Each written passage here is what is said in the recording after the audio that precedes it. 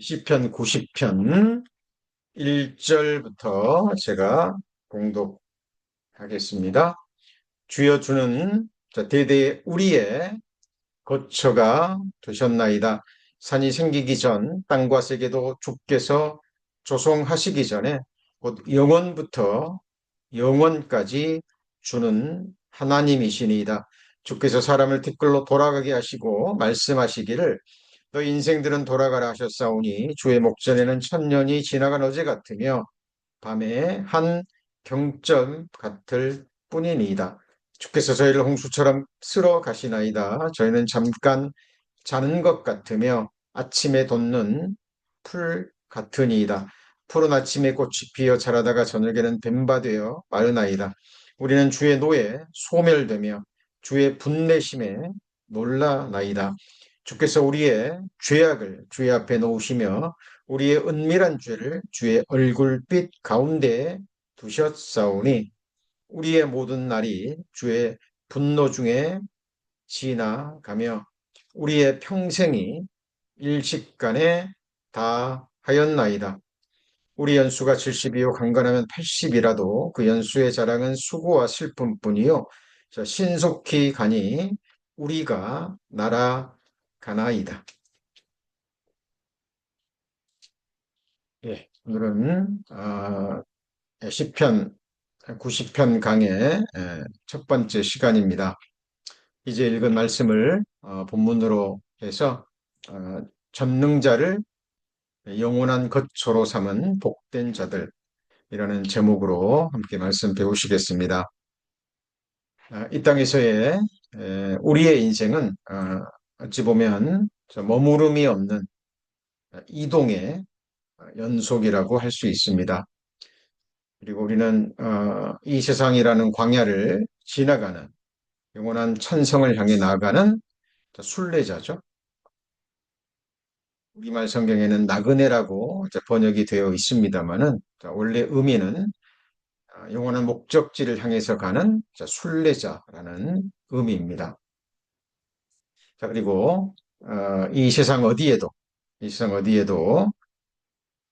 우리가 영원히 거할 영원한 거처 또 영원한 안전지대가 없다는 것을 우리는 잘 알고 있습니다. 우리 어린 시절에는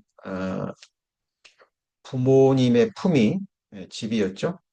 그리고 젊은 시절에는 육신의 눈으로 볼 때 넓게만 보이는 이 세상이 나의 거처요. 그리고 내 꿈을 펼칠 무대로 생각했습니다. 그러나 세월 속에서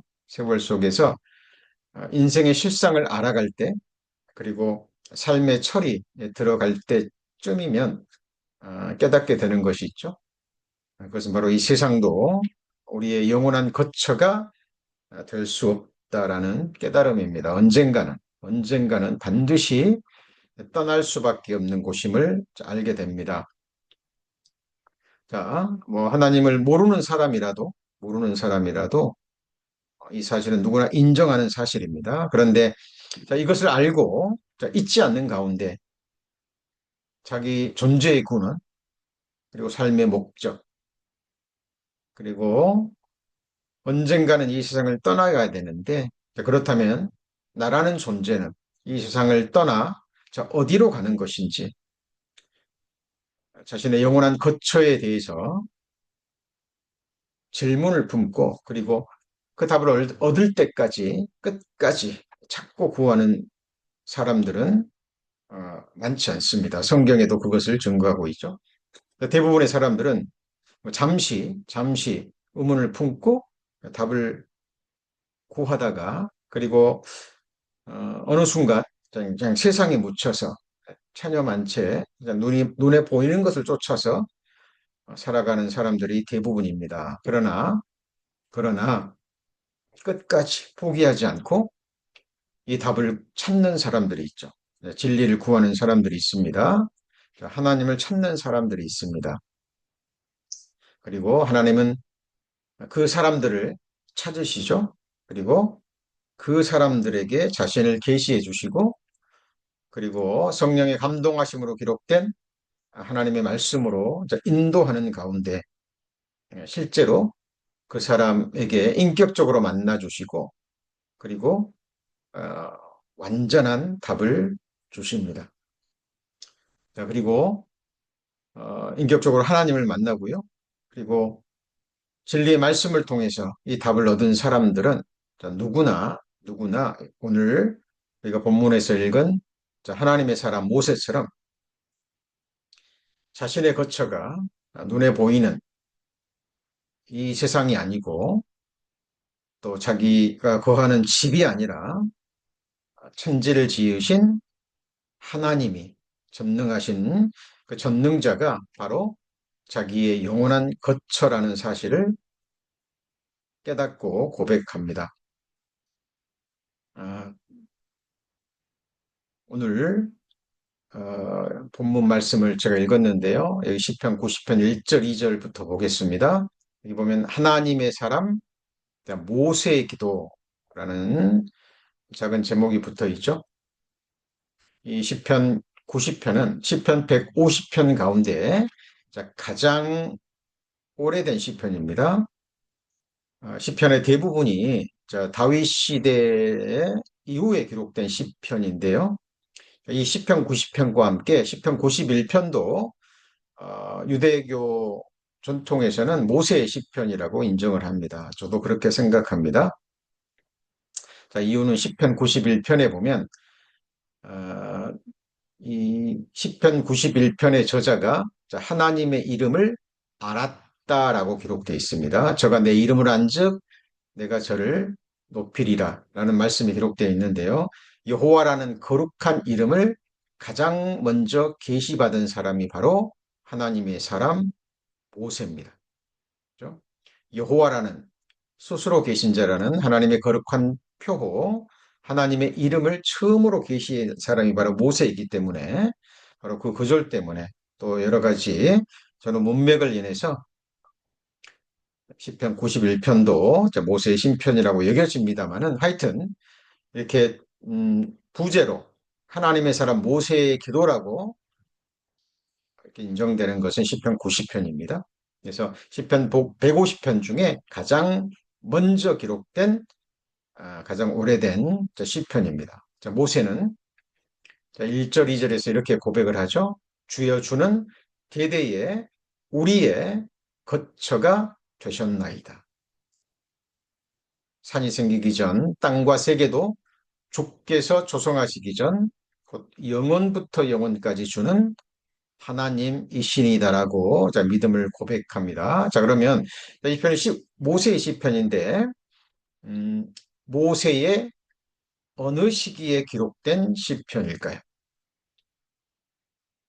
자, 우리 오늘부터 이제 선포되는 시편 90편 말씀을 들으시면서 성경이 증거하는 모세의 전생애를 묵상하시면서 생각하시면서 말씀을 들으면 더욱 은혜가 되리라고 생각합니다. 이 시편 90편의 내용을 살펴볼 때요.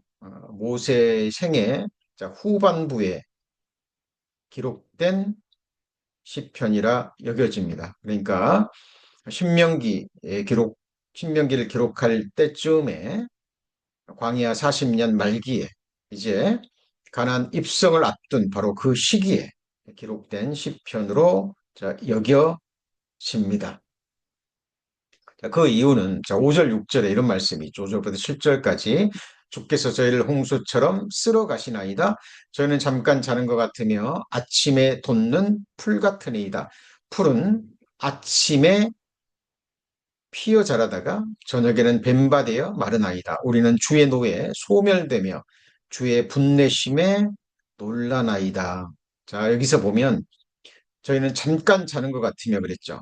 그리고 우리는 주의 노에 소멸되며 주의 분내심에 놀라나이다 그랬는데 어, 이스라엘 백성들이요 가네스 바디아에서 하나님을 불순종함으로 믿지 않음으로 40년 동안 광야에서 연단을 받죠. 그때 20세 이상으로 계수된 약 60만 명의 사람들은 한 사람도 여호수아와 갈렙 두 사람만을 제외하고 가나안 땅에 들어가지 못하고 광야에서 엎드려 죽을 것이라고 하나님이 말씀하셨죠.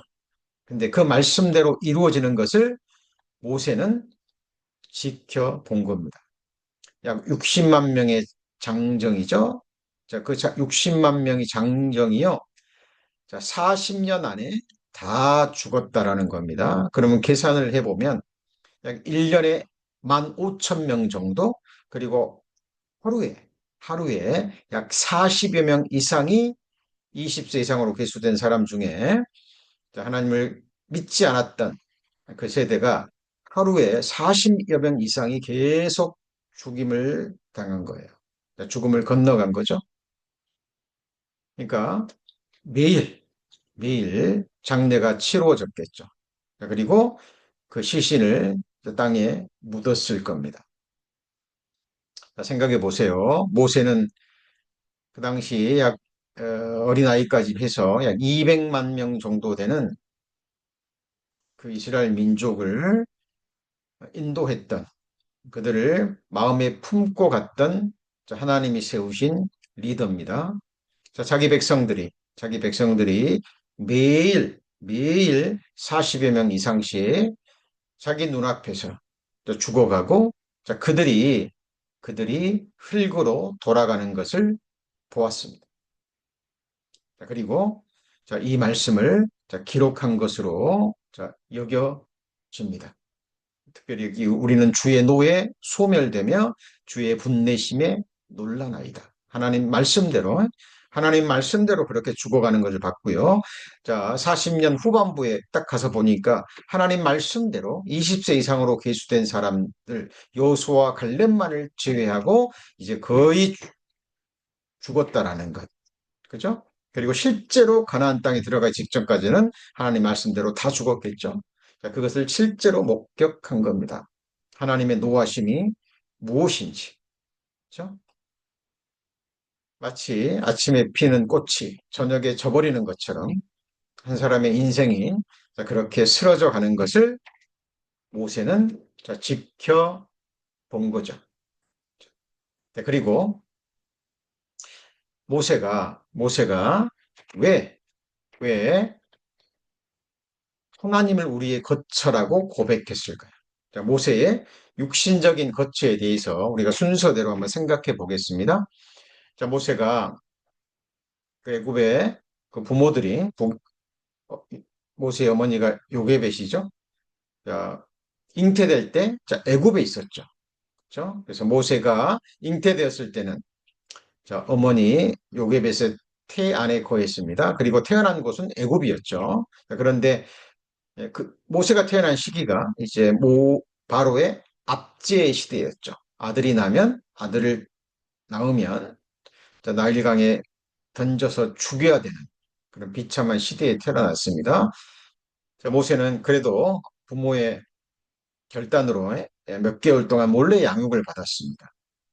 이제 더 이상 울음소리를 감출 수 없게 되자 역청을 갈대 상자에 발라서 나일강에 띄우죠.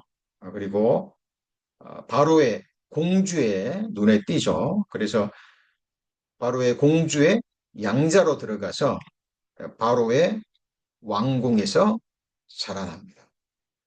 그런데 성장하면서 정체성에 혼란이 있었겠죠. 자, 어머니 요게벳의 품에서 자라면서 자기는 왕궁에서 지금 바로의 공주의 양자로 있지만 자신의 출신이 유대인이라는 것을 알았을 겁니다. 이처럼 모세는 육신적으로도 영적으로도요 왕궁에 거했지만 방랑의 삶을 살았죠. 안정된 집은 없었을 겁니다. 그리고 자, 애고비를 쳐서 죽인 것이 드러나서 미디안 광야로 가서 40년 동안 도망자로 지내죠. 그리고 다시 하나님의 부르심을 받고 80이 됐을 때 애굽으로 들어가서 10가지 이적과 기적을 통해서 이스라엘 민족을 출애굽시킵니다. 그리고 광야에서 40년을 보냅니다. 그리고 가나안 입성 직전에 하나님의 영광을 범한 그 죄로 인해서 가나안 땅을 눈으로 보기만 하고 실제로 들어가지 못하죠. 그리고 누보산에서 죽습니다. 자, 그가 거처를 순서대로 정리해 보면, 어머니의 모태, 애굽, 왕궁, 미디안 광야, 애굽, 그리고 다시 광야. 자, 이렇게 되죠. 자, 그런데 모세는 자신의 거처가 세상에서 말하는 그 지리적인 거처가 아닌 하나님이 자신의 거처라고 고백했습니다. 그죠? 하나님이 자기를 품어주셨기 때문에, 자기가 하나님 안에 거했기 때문에 애굽의 바로의 압제 아래서도 살아날 수 있었고, 자, 그리고 살인자로 몰렸을 때도 이 광야에서도 하나님께서 그를 생존케 하셨고, 그리고 광야 40년 동안에 사람이 도저히 살 수 없는 곳인데 하나님의 공급하심으로, 하나님의 보호하심으로, 하나님의 인도하심으로 자기가 살 수 있었다는 것을, 생존할 수 있었다는 것을 알고요. 이렇게 고백합니다. 자, 모세가 이 시편을 기록한 것은 그냥 한순간의 어떤 감정에서 나온 것이 아니라요. 자신의 인생 여정을 돌아보는 가운데 또 광야에서 특별히 40년 동안 하나님의 이적과 기적을 보면서 살 수 있었던 그 생애를 돌아보는 가운데 나온 믿음의 고백이라는 것을 알 수 있었습니다. 자, 그가 고백한 거처라는 것은 우리가 말하는 단순히 뭐 지붕이 있는 그런 집이 아니죠. 어떤 상황 속에서도 영혼이 쉴 수 있는 진정한 안식의 공간이었습니다. 그리고 아, 자기 존재의 근원이었죠. 그리고 존재가 또 계속해서 그 존재를 유지할 수 있었던 바로 생존의 거처이기도 합니다. 자, 우리 성도님들의 지나간 생애를 한번 돌아보시죠. 자, 어디에서 태어나셔서 그리고 오늘 이 미국에 거하기까지 거처를 몇 번이나 옮기셨습니까? 그리고 앞으로, 앞으로 우리가 주님의 집에, 그 영원한 집에, 우리의 영원한 거처로 들어갈 때까지 우리는 또 몇 번의 이사를 해야 될까요? 저도 이 말씀을 기도로 준비하면서 제가 태어나서부터 또 지금 이 순간까지 몇 번이나 이사를 했을까 세어봤더니요. 약 16번 정도 된 것 같습니다. 16번. 네. 그리고 모르죠. 또 제가 여기서 지금 살고 있는 이 육신의 거처에서 또 부르심을 받아서 하나님께로 갈지 아니면 또 몇 번의 이사를 해야 될지 우리는 알지 못합니다.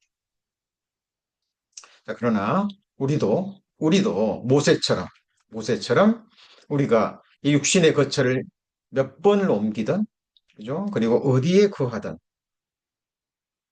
지리적인 위치와 관계없이 우리의 영원한 거처는 사람의 손으로 지은 집이 아니라 바로 천지를 지으신 하나님이 우리의 거처라는 것을 우리는 알고 있습니다. 하나님 잠시 우리와의 동행하는 동행자가 아니죠. 뭐 여행의 친구가 아닙니다. 시간을 창조하신 분이고 또 우리를 구원하셔서 하나님의 백성 삼으신 우리의 영원한 보호자요. 우리의 영원한 목자시요. 우리를 영원히 복되게 다스려 주시고 통치해 주실 우리의 영원한 왕입니다. 그죠? 모세는 어, 시간을 창조하신 분이지만 시간 밖에 계시는 분이죠. 시간을 초월하신 분입니다. 지금 우리가 육신이 거하는 이런 3차원의 공간을 만드신 분이지만 하나님은 그 모든 것을 초월해 계시는 영원한 자존자죠. 그죠? 우리가 어렸을 때도 우리가 모태에 있을 때도 아니 모태에서 우리가 조직이 되기 전에도 우리는 하나님 안에 이미 거했습니다. 그죠? 영원 전에 우리를 품으시고 우리를 창조하기로 작정하시고 그리고 영원 전에 우리를 선택하셔서 백성 삼아 주신 분이죠. 하나님의 자녀 삼아 주신 분이십니다. 자, 그래서 우리가 태어나기 전에도, 모태에 있을 때도, 우리가 구원받기 전에도, 구원받은 이후에도, 고난의 때에도, 역경의 때에도 하나님은 항상 우리의 거처가 되셨습니다. 그래서 오늘 우리 모세처럼 하나님만을 우리의 영원한 거처로 삼고 실제로 입술만의 고백이 아니라 자, 우리 마음으로, 우리의 삶으로 하나님이 우리의 영원한 거처가 되신다라고 고백할 수 있는 사람들은 하나님 보시기에 가장 복된 사람들입니다. 자, 오늘날 하나님을 알지 못하는 어, 이 세상에 속한 사람들을 한번 보십시오. 자, 그들은 나름대로 안전을 추구합니다. 그렇죠? 경제적인 안정, 지리적인 안정. 그래서 미국에서 자기 집을 구할 때도요, 살 곳을 정할 때도 자, 자기 능력 범위 안에서 할 수 있는 대로 안전한 동네, 안전한 지역을 찾아갑니다. 지금 LA가 지금 극도의 혼란 상태에 있습니다. 뉴스 들으셨으리라고 생각합니다. 아, 저녁 8시부터인가요? 아침 6시까지 통행 금지 명령이 내렸죠. 지금 다운타운에서는 계속해서 지금 약탈이 일어나고 있다라고 합니다. 시위는 계속 심해지고요. 이미 군대가 동원이 됐는데도 이제 부족해서 더 많은 군대를 지금 투입한다는 지금 뉴스를 듣고 있습니다. 자, 우리가 살고 있는 미국, 뭐 얼마 전까지만 해도 꿈을 이룰 수 있는 곳, 세상에 있는 모든 사람들이 이 미국에 오기 위해서. 왜냐하면 그들이 생각할 때 그 당시에 가장 안전한 곳이고 또 가장 넓은 곳이고 자기들의 꿈을 펼칠 수 있는 곳이라 생각했기 때문에 미국을 향해서 많은 이민자들이 들어왔습니다. 그러나 어떻습니까? 우리가 살아보니까 결코 그런 곳이 아니죠. 그런 곳이 아닙니다. 저도 이제 미국에 온 지 20년 정도 되어 갑니다만은 그리고 많은 이민자들을 만나서 그들의 삶의 이야기, 간증들을 들어봤습니다. 그런데 정말 미국에 오기를 잘했다라고 그렇게 말하는 사람은 많이 발견하지 못했습니다. 오히려 한국에 있을 때보다 더 여러 모양의 고난과 또 역경과 또 시련이 있음을 또 알게 됩니다. 자, 우리 오늘부터 우리가 배우게 될 시편 90편 말씀을 이제 배워 가시는 가운데 자, 하나님의 사람이라 불리었던 이 모세의 시편 90편, 뭐 저는 91편도 모세의 시편이라고 생각합니다만은 하여튼 이 90편과 91편을 통해서 자, 하나님의 말씀만이 주실 수 있는 그 하늘의 깨달음 또 하늘의 지혜를 얻게 되시기를 소망합니다. 자, 성경에 기록된 모세를 비롯해서 수많은 믿음의 선진들은 자신들의 거처에 대해서 어떻게 말하고 있을까요? 자, 지금부터 본격적으로 살펴보겠습니다. 성경에는 장막집이라는 표현이 나옵니다. 자, 이 장막집은 다른 말로 장망성이라고도 하죠. 그렇죠? 영어에서는 earthly tent라고 얘기를 하는데요. 이 장망성은 장차 망할 성이라는 거죠. 그렇죠? 언젠가는 무너지는 것이라는 겁니다. 자, 텐트기 때문에 언젠가는 거두어지는 것이라는 거죠. 그래서 성경의 믿음의 선진들, 모세도 마찬가지였고 성경 속의 수많은 믿음의 선진들은요, 자신들의 거처에 대해서 정확한 분별력을 가지고 있었습니다. 사도 바울은 이렇게 고백하죠. 만일 땅에 있는 우리의 장막집이 무너지면 하나님께서 지으신 집, 곧 손으로 지은 것이 아니요 하늘에 있는 영원한 집이 우리에게 있는 줄 아나니 과연 우리가 여기 있어 탄식하며 하늘로부터 오는 우리 초소로 덧입기를 간절히 사모하노라. 하노니 그랬죠. 여기 보면 땅에 있는 우리의 장막집 그랬는데, 자, 뒤에 보면 하늘에 있는 영원한 집인데요. 여기 보면 하늘로부터 오는 우리의 처소로 덧입기를 간절히 사모한다 그랬죠. 자, 그러니까 사도 바울이 이 말씀을 기록할 때 이 장막집은요, 장막집은 우리 영혼이 거하는 바로 흙집, 우리의 육체라는 것을 알 수 있고요. 여기 보면 하늘로부터 오는 우리의 처소, 이 처소는 바로 부활의 몸이라는 것을 알 수 있습니다. 자, 1차적인 의미는 그래요. 그러나 이 의미를 확장해 보면, 자, 여기서 장막집은 우리의 몸, 흙으로 된 집을 포함해서 우리 성도님들이 살고 계시는 지금 아파트든지 하우스든지 콘도든지 장막집이죠. 그죠? 언젠가는 무너질 집이고 언젠가는 떠나가야 될 임시거처입니다. 그런데 여기 보면 하늘에 있는 영원한 집이 나오죠. 그죠? 하늘에 있는 영원한 집, 영원히 거할 집이라는 거죠. 이 영원한 집에 한번 들어가면 다시는 떠나지 않는 이 영원한 집에 영원한 집이 있다는 겁니다. 그것은 바로 우리의 부활의 몸과 함께 우리의 부활의 몸이 영원히 거할 새하늘과 새 땅, 그리고 그 위에 지어지는 거룩한 성, 새 예루살렘.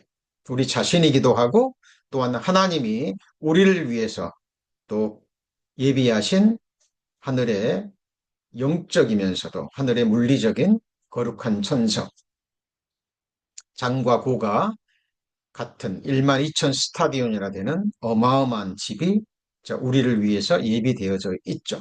그죠? 여기 보면 장막집과 영원한 집 대조가 되죠. 대조가 됩니다.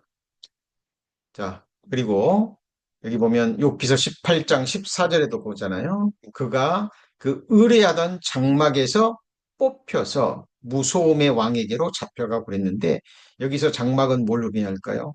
네, 이것도 마찬가지입니다. 이것도 첫 번째로는 자기의 육신입니다. 흙으로 된 집이죠. 자, 육체죠. 영혼이 잠시 거하는 흙으로 된 집뿐만 아니라 그들이 살고 있는 하우스를 가리킵니다.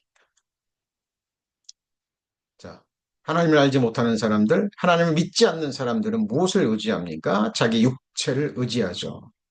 그리고 자기가 소유하고 있는 것들, 특별히 이 세상에서 자기 이름으로 된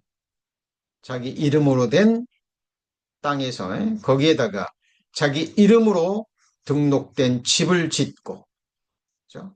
그 집을 의뢰해서 살아갑니다.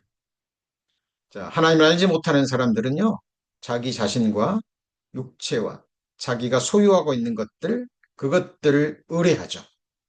그런데 언젠가는 그 의뢰하던 장막에서 뽑히죠. 그리고 무소음의 왕에게로 잡혀갑니다. 자, 하나님을 자기의 구주로, 자신의 왕으로 영접하지 않는 사람들을, 그 사람들에게 하나님은 심판자로 드러나시는 거 알죠? 몸은 죽여도 영혼은 능히 죽이지 못하는 자를 두려워하지 말고 몸과 영혼을 능히 지옥에 멸하시는 자를 두려워하라고 예수님이 직접 말씀하셨죠.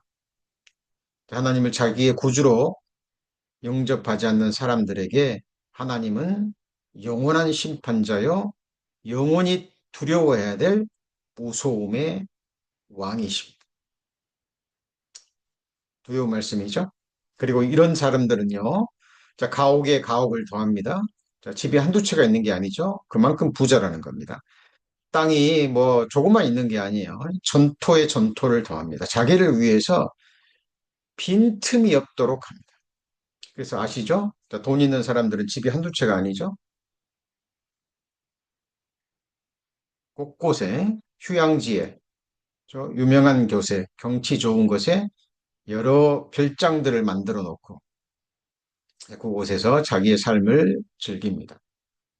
가옥에 가옥을 연하며 전토에 전토를 다하며 빈틈이 없도록 거하고 이 땅 가운데 홀로 거하리 하는 그들은 화 있을진저. 여기 보면 거한다라는 말에 주목하셔야 됩니다.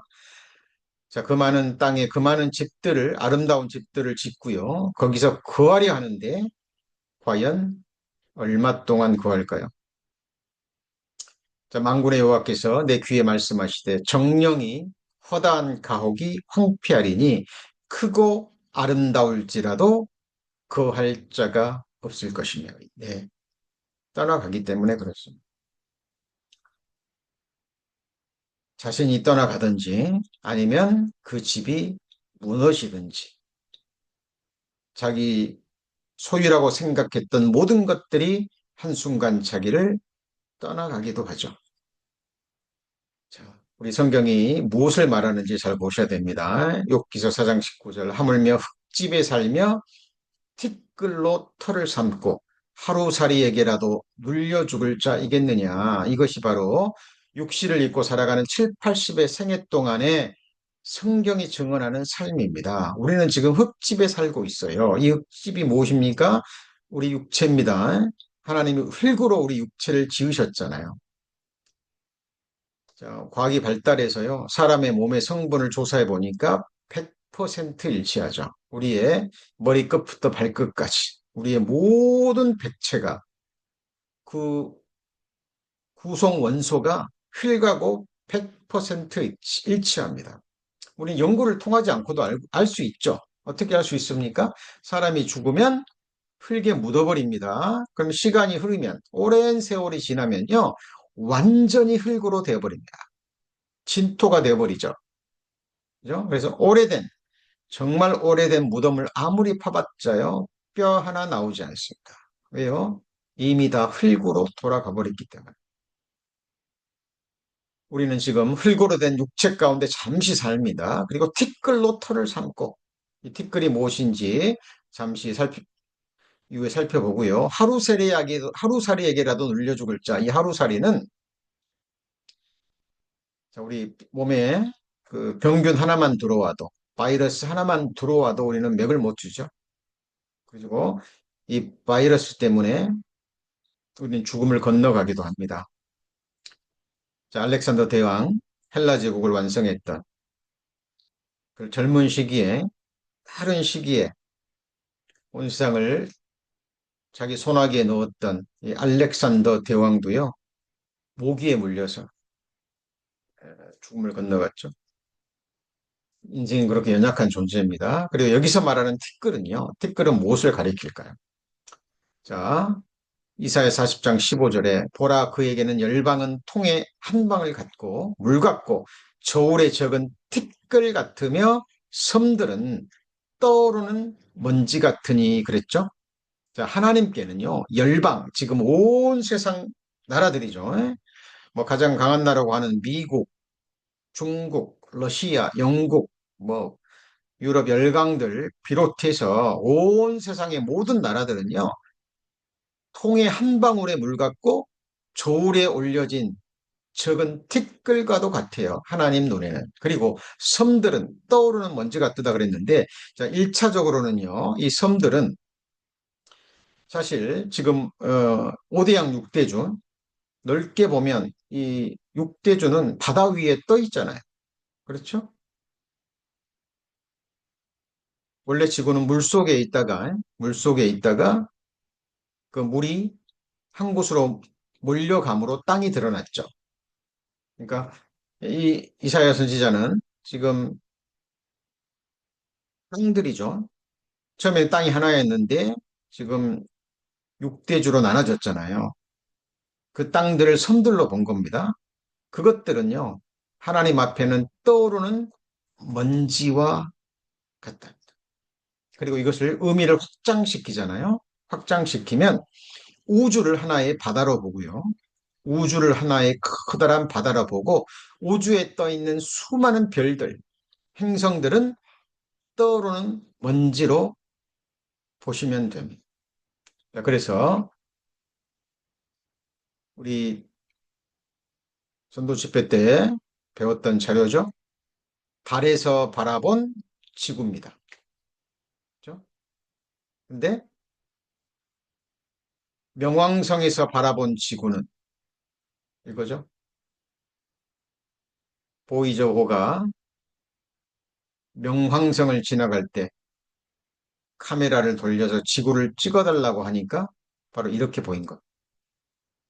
작은 푸른 점이죠. 틱 끌고 갔죠.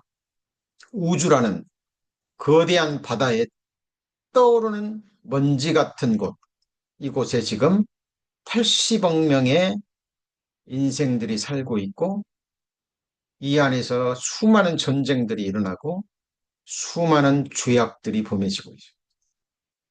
이 안에서 사람들이 태어나서 7, 80의 생애를 고난과 역경과 슬픔 가운데 살다가 흙으로 돌아가잖아요. 지금 하나님의 눈으로 말씀을 통해서 보십시오. 우리가 지금 육신이 거하고 있는 것은 우주라는 거대한 바다 위에 티끌로 털을 삼고 있습니다. 성경이 맞는 거예요. 성경이 진리입니다. 제가 교회 있을 때마다 말씀드립니다. 우리가 성경을 배우는 것은 하나님의 시각으로, 하나님의 관점으로 모든 것을 바라보는 훈련을 하시는 거예요. 우리 육신의 눈으로 볼 것이 아니라, 그래서 영혼을 생각하면, 한, 이 세상에서의 천년은 하나님 앞에 밤의 경점과 같다라는 거예요.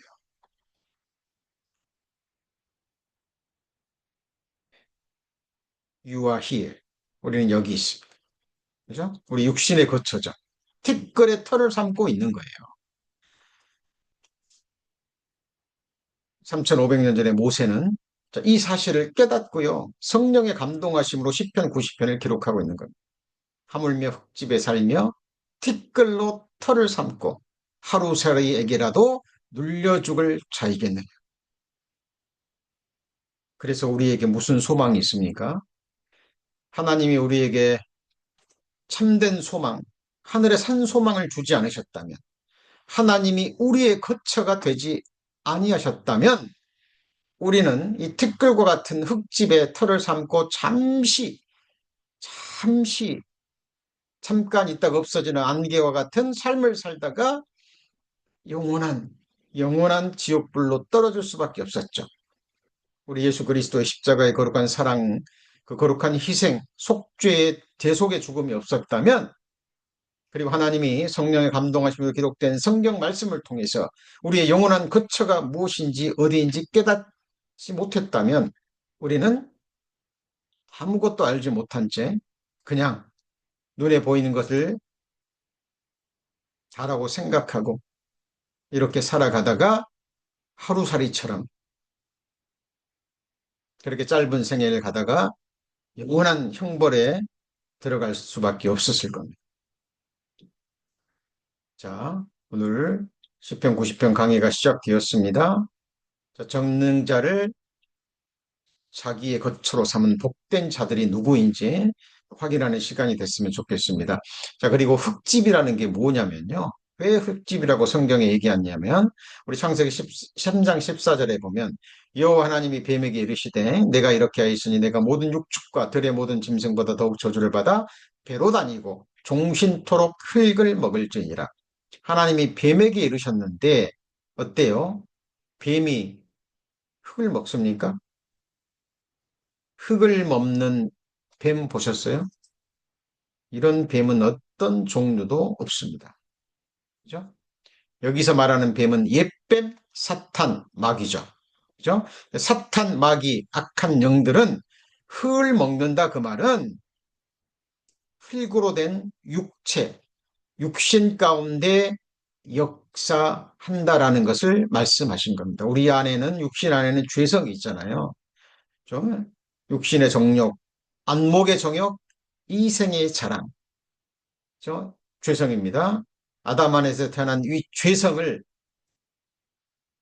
옛뱀, 사탄 마귀는 노리고 그것을 계속 먹고 살아갑니다.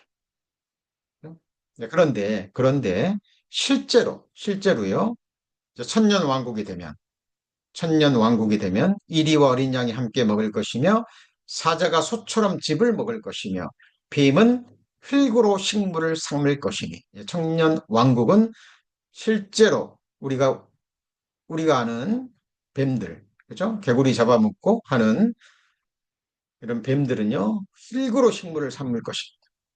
우리가 천년 왕국에 들어가면 이 말씀이 사실이라는 것을 실제로 확인하게 될 거예요. 자, 그래서 이 흙집이라는 것은 흙집이라는 것은 곧 흙으로 된 육체, 죄성이 있는 우리 육신을 가리킨다라는 거 기억하셔야 됩니다. 창세기 2장 7절에 여호와 하나님이 흙으로 사람을 지으시고 생기를 그 코에 불어넣으시니 사람이 생영이 된지라 그랬죠. 그렇죠? 그래서 육체는 흙으로 되었고요. 우리의 영혼은 하나님께로부터 왔죠. 이 영혼이 바로 하나님의 형상대로 지음받은 진짜 우리의 실상입니다.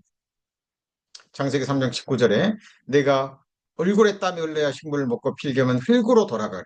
자, 여기서 말하는 흙은 뭐죠? 육체죠. 그 속에서 내가 취함을 입었음이라 너는 흙이니 흙으로 돌아갈 것이니라 하시니라. 우리 육체는 흙에서 왔기 때문에 반드시 흙으로 돌아갑니다. 그리고 구더기가 우리의 육백체를 달게 먹을 것이라 그랬죠. 우리 심장이 멈추는 순간, 피의 순환이 그치는 순간 우리의 육체는 썩어 들어가기 시작합니다. 그리고 땅속에 들어가면 빨리 흙으로 분해하기 위해서 구더기가 일어나서 구더기가 우리의 육체를 달게 먹습니다. 우리 성도님들 성경은 진리를 말합니다. 그래서 생각하셔야 돼요. 그리고 늘 삶 가운데 믿음으로 적용하셔야 됩니다. 거울을 보실 때, 거울을 보실 때 내 육신의 눈으로 보여지는 거울에 보여지는 이 육체는 흙으로 간다라는 것. 그래서 흙집이라는 것, 장막집이라는 것, 지금도 무너져 가고 있고 반드시 무너질 것이라는 것. 자, 이것이 먼저 선행돼야 됩니다. 그리고 우리 성도님이 살고 있는 아파트건 하우스건 콘도건 간에 그 집을 들어오고 나오실 때마다 그죠? 언젠가는 떠나야 될 장막집. 이곳은 나의 영원한 거처가 아니라는 사실. 내가 먼저 떠나든지 아니면 집이 먼저 무너지든지 둘 중에 하나겠죠. 근데 우리 경험으로 보면 우리가 먼저 떠나갈 가능성이 훨씬 더 많죠. 그죠? 우리 몇 개월 전이죠, 벌써. 큰 불이 나가지고요. 한순간에 그 좋은 집들이 잿더미가 되는 거 보셨죠? 그 잿더미 안에서 울고 있는 그 거주민들을 보셨을 겁니다. 언제 어떤 일이 우리에게 있을지 모릅니다. 그러나 우리가 조금 전에 배웠던 이사야 성경에 기록된 대로 허다한 아름다운 집이 황폐할 것이다. 결국은 무너질 것이라는 것, 장막집이라는 것 깨달으셔야 됩니다. 나와 내가 내 하나님 앞에서 일반인이 나도 흙으로 지으심을 입었은즉. 믿음의 사람들은요, 이 사실을 잊지 않고 살아갑니다. 그죠? 받아들이셔야죠. 그리고 준비하셔야 됩니다. 내가 잠시 흙으로 된 이 장막집에 거하지만 하나님이 오늘이라도 나를 부르시면, 오늘이라도 이 장막집이 무너지면, 그죠? 이 육체 가운데 거하는 나, 곧 내 영혼, 어디로 갈 것인가? 어디에 영혼이 거할 것인가? 생각하셔야 됩니다. 주께서 나를 숨기신 즉 저희가 떨고 주께서 저희 호흡을 취하신 즉 저희가 죽어 본 흙으로 돌아가나이다. 진리입니다. 자, 많은 사람들이 사실을 알고 있지만요, 생각지 않으려고 합니다. 특히 우리 구원받은 그리스도인들도요, 그럴 가능성이 많습니다. 말씀 안에서 깨어있지 않고 늘 말씀을 묵상하지 않으면 이런 생각이 잘 들지 않아요. 그죠? 아직 젊다고 생각하고, 난 아직 건강하다고 생각하고, 이 땅에서 오래오래 살 것으로 생각합니다. 착각입니다. 사탄이 주는 괴계예요.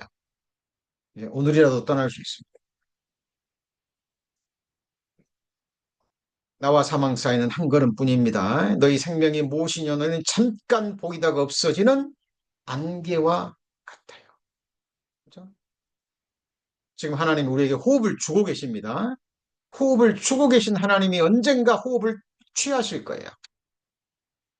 그 순간 심장은 멈추고 우리는 흙으로 돌아갑니다. 그러면 내 영혼, 천하보다 귀한 내 영혼은 어디로 가며 어디서 영혼이 거하느냐 하는 거죠. 호흡이 끊어지면 흙으로 돌아가서 당일에 그 도모가 소멸하리로다. 자, 지금 우리가 뭘 배우고 있습니까? 지금 흙집에 대해서 배우고 있습니다. 장막집, 장막집. 그렇죠?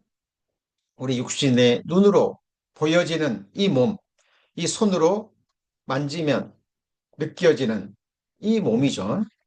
당일에 그 도모가 소멸하게 됩니다. 자, 하나님 앞에 우리가 이 사실을 결코 잊어서는 안 될 것입니다. 다 흙으로 말미암았으므로 다 흙으로 돌아가나니 다 한 곳으로 가거니와. 그렇죠? 주께서 사람을 티끌로 돌아가게 하시고 말씀하시기를 너 인생들은 돌아가라 하셨사오니. 모세의 시편입니다. 주께서 사람을 티끌에서 왔기 때문에 티끌로 돌아가게 하시고 말씀하시기를 너 인생들은 돌아가라. 어디로요? 티끌로. 우리 육체를 말하는 겁니다. 그래서 우리 믿음의 조상 아브라함도 하나님 앞에서 자기 자신을 티끌로 고백했죠. 티끌과 같은 나라도 이런 표현이 있죠. 그죠? 하나님이 소돔과 고모라를 멸하신다고 할 때 아브라함이 자기 조카 롯을 위해서 하나님 앞에 질문할 때 자기 자신을 티끌로 표현했죠. 티끌과 같은 나라도. 어때요? 우리 성도님들은 하나님 앞에서 이 사실을 잊지 않고 그렇게 고백하고 있습니까? 예, 우리는 티끌에서 왔습니다. 그리고 하나님의 눈에는 이 거대한 우주라는 바다 위에 티끌같이 떠 있는 이 지구라는 티끌 위에 털을 삼고 잠시 거하는 연약한 존재입니다. 우리가 영원히 거할 거처는 이 흙으로 된 흙집, 우리의 육체도 아니고 우리가 사는 지금의 거처도 아니고 그리고 이 세상도 아닙니다. 우리는 산과 산이 생기기 전 주께서 이 모든 것을 조성하시기 전에도 우리의 거처는 하나님이었고 우리는 하나님 품 안에 거했고 그리고 지금도 우리는 하나님 안에 거하고 있습니다. 육신의 눈으로 볼 것이 아니라 기록된 말씀, 진리의 말씀을 믿는 믿음으로 우리 자신과 우리 자신의 거처를 보셔야 됩니다. 예레미야 18장 3절 4절에 보면 내가 토기장의 집으로 내려가서 본즉 그가 농로로 일을 하는데 진흙으로 만든 그릇이 토기장의 손에서 파상함에 그가 다른 것으로 자기 의견에 선한 대로 다른 것을 만들더라. 하나님과의 우리의 관계에 대해서 성경은 여러 가지 비유로 말씀하고 있죠. 하나님 우리 창조주고 우리의 피조물입니다. 창조의 목적은 우리를 사랑의 짝으로 삼기 위함이시죠. 그래서 너를 지으신 자는 너의 남편이시라 라는 말씀도 기록되어 있습니다. 그리고 하나님은 우리의 목자시고 그리고 우리는 그의 기르시는 양이기도 하죠. 그렇죠? 그리고 성부 하나님은 포도원직이고 그렇죠? 요한복음에서 예수님은 그 말씀을 받아서 내 아버지는 농부요 이렇게 표현하셨고 예수님은 포도나무요 우리는 가지입니다. 하나님과 우리와의 관계를 보여주는 진리의 말씀이죠. 그 중에 하나가 예레미야 18장 3절 4절에 기록되어 있는 하나님은 토기장이시고 우리는 토기장이신 하나님의 손에 붙잡힌 진흙입니다. 그리고 교회의 많은 모형 중에 하나가 교회는 바로 토기장이의 집이라 그랬죠. 이 말씀도 배우셨는데 교회를 오실 때마다 교회에서 신앙생활, 교제생활 하실 때마다 이 말씀을 기억하고 계시는지 모르겠습니다. 저도 잊어먹지 않으려고 이미 하나님이 알게 주신 진리의 말씀들 제가 교회의 한 지체이고 또 교회 가운데 거하고 있기 때문에 또 지금 우리 일요 아침 성경 공부에 계속해서 교회의 모형에 대해서 배우고 있는데요. 교회에 대해서 생각할 때마다 그리고 교회당에 갈 때마다 교회가 무엇인지 생각하려고 힘을 씁니다. 교회는 토기장이의 집과 같습니다. 자, 교회는 토기장이인 하나님의 손에서 화상이 되는 곳이에요. 깨트려지는 곳입니다. 그래서 교회에 가면 무리 가운데 거하면 낮아지게 돼 있어요. 내가 깨트려지게 돼 있죠. 내가 부서지게 돼 있습니다. 예, 하나님이 부수시니까. 하나님이 내 뼈를 꺾는 것이 교회이기도 합니다. 그렇게 하시는 이유는 그가 그것으로 자기 의견에 선한 대로 하나님의 의견에 선한 대로 다른 그릇, 이 다른 그릇이 무엇입니까? 우리의 생각과는 전혀 다른 것을 하나님의 형상대로 하나님이 처음부터 품으셨던 그 영원한 목적을 이루시기 위해서 우리 안에 그리스도의 형상을 이루어서 하나님처럼 만들어서 하나님 보좌에 앉히시기 위해서 우리를 마음껏 깨뜨리시고 파상하는 것이죠. 파상하고 버리시는 것이 아니라 그것으로 자기 의견에 선한 대로 완전히 새로운 그릇을 만듭니다. 이것이 바로 그리스도 안에서 완전한 자로 만드시는 과정이죠. 그래서 우리는 그리스도 안에 있으면 새로운 피조물입니다. 우리는 자기 자신을, 우리 성도님 한 분 한 분을요, 육신의 눈으로 바라보면 안 됩니다. 육신의 눈으로 바라보고 육신의 눈으로 생각하고 판단하고 정죄하는 것은 하나님 앞에 큰 죄예요. 하나님의 말씀으로, 하나님의 눈으로 자신과 성도님들을 보셔야 됩니다. 그리고 나를 창조하시고 구원하신 하나님이 지금 교회 안에서 나를 통해서, 우리를 통해서 행하시는 일이 무엇인지 보셔야 돼요. 하나님은 창조주이십니다. 우리가 배웠던 대로 창조에는 두 가지 창조가 있다는 거 아시죠? 처음 창조입니다. 그러나 두 번째 창조, 신령한 창조요, 완전한 창조입니다. 그것이 지금 우리 안에서 이루어지고 있는 겁니다. 지금 거울에 보여지는 우리 성도님들의 외적인 몸, 이 흙으로 된 집은 우리의 진짜 모습이 아니에요. 하나님이 선한 대로 완전히 새로운 피조물을 만들고 계십니다. 그리고 외적인 이 형상도 하늘에 속한 피조물에 걸맞은 부활의 영광의 아름다운 몸으로 입히실 거예요. 그것이 바로 하늘에 있는 우리의 영원한 집입니다. 하나님의 손으로 지은, 사람의 손으로 지은 집도 아니고 하나님이 친히 이으신 영원한 집. 자, 그래서 성경에 영원한 초소, 영원한 집에 관한 많은 말씀들이 나오죠. 그런 자들은 높은 것을 두려워할 것이며 길에서는 놀랄 것이며 살구나무 꽃이 필 것이며, 자, 나이가 들게 되잖아요. 높은 것 두려워하게 되죠. 자, 길에서는요, 작은 일에 봐도 놀랍니다. 자, 머리가 휘게 되죠. 메뚜기도 짐이 됩니다. 이제 무거운 거 들기 힘드시죠. 그리고 원욕이 그칩니다. 이제 식욕도, 그죠? 우리 몸이 안에 있는 여러 가지 원욕도요, 시간의 흐름 속으로 계속 줄어듭니다. 자, 그렇게 되는 이유는요, 사람이 자기 영원한 집으로 돌아갈 때가 가까이 왔기 때문에 그래요. 그리고 실제로 영원한 집으로 돌아갑니다. 여기 보면 영원한 집이 나오죠. 그죠? 이제 이 흙집이 무너지면 그 안에 거하는 영혼이 육체를 떠나서 이 세상을 떠나서 영원한 집으로 돌아갑니다. 그리고 이제 아는 사람들, 조문자들이 거리로 왕래하게 되죠. 정확하죠. 그럼 영원한 집이 어딜까요? 자, 구원받은, 살아있을 때 하나님을 인격적으로 만나고 거듭난 사람들은, 그리고 살아있는 동안에 이 말씀을 통해서 하나님만이 자기의 영원한 거처로 알고 믿고 고백하는 믿음의 사람들은 영원한 하나님께로 돌아갑니다.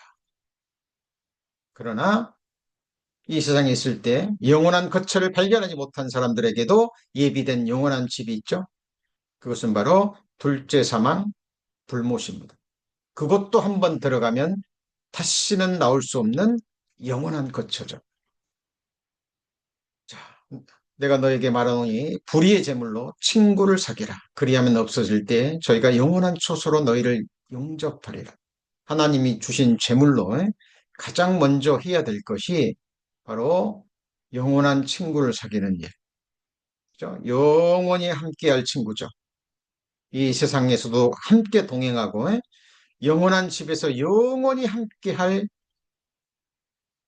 하늘의 친구를 사귀는 일입니다. 그죠? 우리가 주어진 시간, 우리의 모든 노력을 다해서 전도해야 될 이유가 되죠. 우리 성도님들 통해서 전도를 받고 구원받고 거듭난 사람들, 지금은 잘 알지 못할 수 있습니다. 그러나 천국에서 우리가 천국의 영원한 집이 우리 눈앞에 펼쳐질 때, 물론 하나님께 감사하겠지만 하나님께로부터 자기를 인도해준 그 전도한 사람에게 얼마나 감사할까요? 그죠? 영원한 초소가 있습니다. 자, 신명기 33장 27절. 이것도 모세가 한 말이죠. 가나안 입성을 앞두고 자, 신명기에서 자, 마지막 설교 가운데 한 부분입니다. 영원하신 하나님이 너의 처소가 되시니 기가 막힌 말씀이죠. 기가 막힌 말씀. 자, 그들이 노예 생활했던 애굽도 그들의 거처가 아니고 그들이 40년 동안 거했던 광야도 너희 거처가 아니고 너희가 이제 들어갈 가나안 땅도 너희 처소가 아니라 영원하신 하나님이 너의 초소가 된다라고 얘기합니다. 그리고 영원하신 팔이 네 아래에 있도다. 그가 네 앞에서 대적을 쫓으시며 멸하라 하시도다.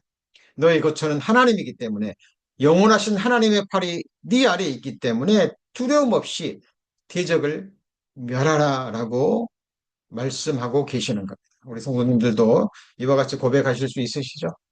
영원하신 하나님이 우리의 처소가 되십니다. 베냐민에 대해서는 일렀으되 여호와의 사랑을 입은 자는 그 곁에 안전히 거하리로다. 여호와께서 그를 날이 맞도록 보호하시고 그로 자기 어깨 사이에 처하게 하시리로다. 어깨는 성경에 능력을 가리킵니다. 능력을 가리키죠. 자, 어깨 사이 하나님의 능력 가운데 그리고 하나님 곁에 그곳이 가장 안전한 것이죠. 하나님의 사랑을 입었다면 하나님의 사랑을 안다면 그곳을 떠나면 안 됩니다. 그렇죠? 자, 우리 마지막 시대, 지금 교회 시대죠. 주님이, 이 하나님이 어디에 계십니까? 예, 두세 사람이 내 이름으로 모인 그곳, 영적인 장소죠. 두세 사람이 내 이름으로 모인 그 무리 가운데 중심에 하나님이 거하십니다. 그렇죠? 자, 그래서 우리가 교회를 사랑하고 우리가 교회를 안에 거하기를 힘쓰는 거예요. 더 나아가서 우리가 교회의 한 지체이고 우리가 교회임을 깨달으셔야 된다는 것. 우리가 사랑을 입었다면 우리가 거할 곳은 하나님이십니다. 그곳이 영원한 안전지대, 주님이 계신 그곳, 주님의 팔이, 영원하신 팔이 우리의 존재를 바치고 있는 곳이죠. 하나님의 시선이 한순간도 떠나지 않는 그곳, 그곳이 바로 영원한 안전시대. 우리를 창조하시고 우리를 구원하신 목적이 무엇입니까? 뭐 때문에 우리를 구원하셨죠? 자, 하나님께서 이스라엘 백성들을 애굽에서 구원하신 이유가 뭡니까? 예, 이유는 딱 한 가지입니다. 거하려고. 내가 그들의 하나님 여호와로서 그들 중에 거하려고, 하나님 백성들 가운데 거하려고, 그리고 하나님의 백성들은 하나님과 함께 거하게 하려고 인도해 내신 겁니다. 그렇죠? 우리를 이 세상이라는 애굽에서, 이 세상의 임군되는 사탄으로부터 우리를 구원해 주신 이유는 하나님과 우리와 함께 영원히 거하려고, 영원히 함께 사는 것이 목적입니다. 다른 거 없죠? 남녀가 서로 사랑해서 사랑을 확인하고 자유의지로 서로를 선택해서 결혼합니다. 가정을 꾸립니다. 뭐 하려고 그러죠? 함께 살려고. 다른 이유 없습니다. 사랑하니까, 함께 있으면 좋으니까, 함께 있고 싶어서, 함께 살려고. 하나님 우리를 창조하신 목적, 구원하신 목적도 단 한 가지입니다. 함께 영원히 거하려고. 그래서 교회 안에서 사는 게 특별한 게 없어요. 함께 사는 겁니다. 말씀 안에 하나님의 아들의 독생자 예수 그리스도의 살과 피를 먹고, 한 식구죠? 말씀을 먹고 그 안에 함께 거하는 겁니다. 주님 주신 약속의 말씀을 품고 소망을 품고 함께 살다가 함께 인도함을 받고 영원한 천국에서, 영원한 천석에서 하나님과 함께 영원히 사는 것이 목적이죠. 시편 기자, 다윗은 이렇게 고백합니다. 나의 평생의 선하심과 인자심이 정녕 나를 따르리니 내가 여호와의 집에 영원히 영원히 거하리로다. 이것이 하나님이 우리를 창조하시고 구원하신 목적이고요. 구원함을 받은 하나님의 사람들의 영원한 소망은 바로 여호와의 집에 영원히 거하는 겁니다. 지금도 물론 하나님 안에 거합니다. 그러나 실제로 사람의 손으로 짓지 않은 하나님의 손으로 지으신 새하늘과 새 땅, 새로운 창조, 영화롭게 된 세상에서 거룩한 성 새 예루살렘에서 하나님은 우리를 영원한 거처로 삼으시고 우리는 하나님을 영원한 거처로 삼으셔서 하나님이 우리가 되고 우리가 하나님이 돼서 하나가 돼서 하나가 돼서 영원히 복되게 사는 것. 그것이 우리의 소망이고 하나님이 우리를 창조하시고 구원하신 목적입니다. 자, 오늘부터 시편 90편 강해, 모세의 시편 강해가 시작되었습니다.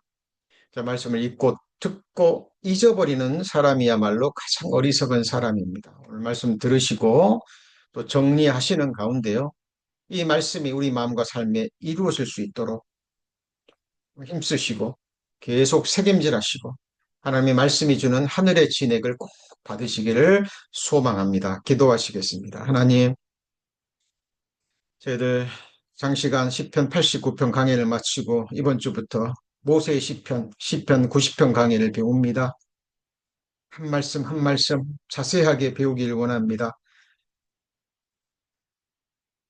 주 성령님께서 기름 부어주셔서 또 역사하셔서 들은 말씀, 배운 말씀 더욱더 우리 마음 가운데 깊게 새겨주시고 이 말씀이 우리의 마음과 생각과 우리의 전 전제를 이끌고 갈 수 있도록 하나님 축복하여 주옵소서. 우리 육신의 눈에 보이는 이 육체, 우리가 잠시 거하는 거처, 눈에 보이는 이 처음 창조의 세상도 장막집임을, 장차 망할 장망성임을, 하나님의 심판의 불에 타버릴 심판의 대상임을 한순간도 잊지 않기를 원합니다. 하나님이 예비해 두신 영원한 안전지대, 영원한 거처를 말씀을 통해서 확인하고 어떤 어려움이 있어도 고난이 있어도 그 영원한 거처를 떠나지 않는 거룩한 주의 백성들 될 수 있도록 축복하여 주옵소서. 구주 예수 그리스도의 이름으로 기도합니다. 아멘.